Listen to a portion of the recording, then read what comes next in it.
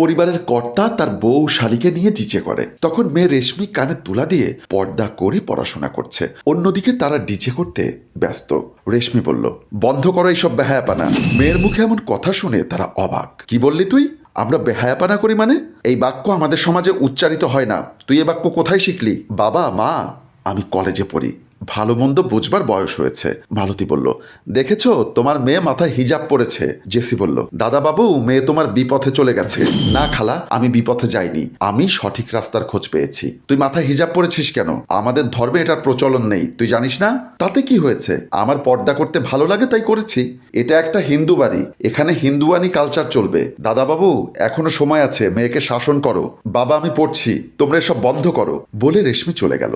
দেবু বলল, চলো তো আমরা আরেকটু আনন্দ ফুর্তি করি। তারা আবার ডিজে করতে থাকে। রেশমি ও সোহেল এরা দুজন ভালো বন্ধু। সোহেল মাদ্রাসার ছাত্র, রেশমি কলেজে পড়ে। তাদের পরিচয় হয় এসএসসি পরীক্ষার হলে। আজ তারা দুজন দেখা করতে এলো মাদ্রাসার করিডোরে। সোহেল, আসসালামু আলাইকুম। ওয়ালাইকুম আসসালাম। আমার জন্য কি একটা জিনিস আনার কথা ছিল, এনেছো? অবশ্যই এনেছি। আগে যা যা দিয়েছি সব মনোযোগ দিয়ে পড়ছেন তো? হ্যাঁ, আমি সব পড়েছি এবং মুখস্থও করেছি। মাশাআল্লাহ, তোমার মঙ্গল হোক। আমি কিন্তু বেশি সময় থাকতে পারবো না। এই নাও, মুকসেদুর মমিনটা পড়া শেষ করলে আর কিছুই পড়া লাগবে না। রেশমি বইটা নিয়ে সালাম দিয়ে বিদায় হয়। পরদিন সকালবেলা দেবু সোফায় বসে পত্রিকা পড়ছে। এমন সময় রেশমি মাথায় হিজাব পরে কলেজে যাবার জন্য বের হতে যাবে, ঠিক তখন দেবু ডাক দেয়, রেশমি দাঁড়াও, এই অবস্থায় কোথায় যাচ্ছ? কেন বাবা? আমি কলেজে যাচ্ছি। হিজাব পরে তুই কলেজে যেতে পারবি না। বাবা, আমি হিজাব পরে কলেজে গেলে তোমার সমস্যা কোথায়? এলাকায় আমার একটা মান সম্মান আছে। আমি পর্দা করলে তোমার মান সম্মান নষ্ট হবে কেন বাবা? তোমার মান সম্মান কি এতই ঠুনকো? দেখ রেশমি, গায়ে হাত তুলতে বাধ্য করিস না। তুমি আমার জন্মদাতা পিতা, আমার গায়ে হাত তোলার অধিকার তোমার আছে। দেবু বলল, মিষ্টি কথা চিরা ভিজবে না। মালতী, মালতী। মালতী এসে বলল, কি হলো, ডাকছো কেন? তোমার মেয়ের মাথা থেকে হিজাবটা খোলো তো। না মা, আমার মাথায় হাত দেবে না। মালতী বলল, তোর কোনো কথা শুনলে তো? মালতী রেশমির মাথা থেকে হিজাবটা খুলতে যায়। রেশমি বাধা দেয়, মা আমার হিজাবটা দাও। না, তুমি হিজাব পাবে না। মা, বাবা, আমার একটা হিজাব কেড়ে নিলে কি আমার পর্দা করা থেকে বিরত রাখতে পারবে? রেশমি কান্না করতে করতে ভিতরে চলে যায়। মালতী বলল, আচ্ছা, আমার মেয়ের মাথায় কোন ভূত চাপলো ঠাকুর? আমার মেয়েকে রক্ষা করো। গভীর রাতে রেশমি ওয়াশরুম থেকে অজু করে বের হয় এবং জায়নামাজটা বিছিয়ে নামাজ আদায় করে উঠলে মা মালতী দেখে রেশমির কাছে যায় এবং বলে, রেশমি তুই এসব কি করলি?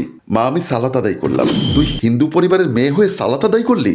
মা, আমার পর্দা করলে নামাজ পড়লে মনে শান্তি লাগে, নিজেকে পবিত্র মনে হয়, তাই আমি সালাত আদায় করি। তোর বাবা যদি জানতে পারে তাহলে তোকে জীবন্ত চিতায় তুলে দিবে। আমার কপালে যাই থাকুক, আমি ইসলামের অনুশাসন মেনে জীবনযাপন করব। রেশমি রুমের ভেতর চলে যায়। ঠাকুর, এসব কি হচ্ছে আমার পরিবারে? মালতী ঠাকুর ঠাকুর বলে চলে গেল। জেসি গান বাজিয়ে নাচ গান করছে। রেশমি এসে জেসির মোবাইলটা কেড়ে নিয়ে বলে, কি শুরু করেছো? তোমার জন্য কি আমি শান্তিতে একটু পড়তেও পারবো না? আমার নাচের সাথে তোমার পড়ার কি সমস্যা? তোমার কর্ম তুমি করো, আমার কর্ম আমি করি। দেখো ছোট খালা, তুমি আমার মায়ের ছোট বোন বলে বেশি কিছু বলছি না। আচ্ছা, তুই এত কি পড়ছিস বলতো আমাকে? আমি মুকসেদুর মমিন পড়ছি। তোর কি হবে? ওটাতে যে নির্দেশনা আছে তা মেনে চললে ইহকাল পরকালে মঙ্গল হয়। দাদাবাবু যদি একবার জানতে পারে তাহলে তোকে মেরে ফেলবে। মরণকে আমি ভয় করি না খালা, তুমি তোমার রুমে যাও, আমাকে আমার কাজ করতে দাও। এটা বলে দুজনে চলে যায়। সকালবেলা দেবু, মালতী ও ঘটক এরা বসে কথা বলে। দেবু বলল, ঘটক বাবু, আমার সোজা কথা, গোত্র কি আমার জানার দরকার নেই, আমার শুধু সনাতনী একটা ছেলে হলেই হবে। মালতী বলল, যত সহসাত আমার মেয়েকে পাত্রস্থ করতে পারলেই হয়, আমার আর কিছুর দরকার নেই।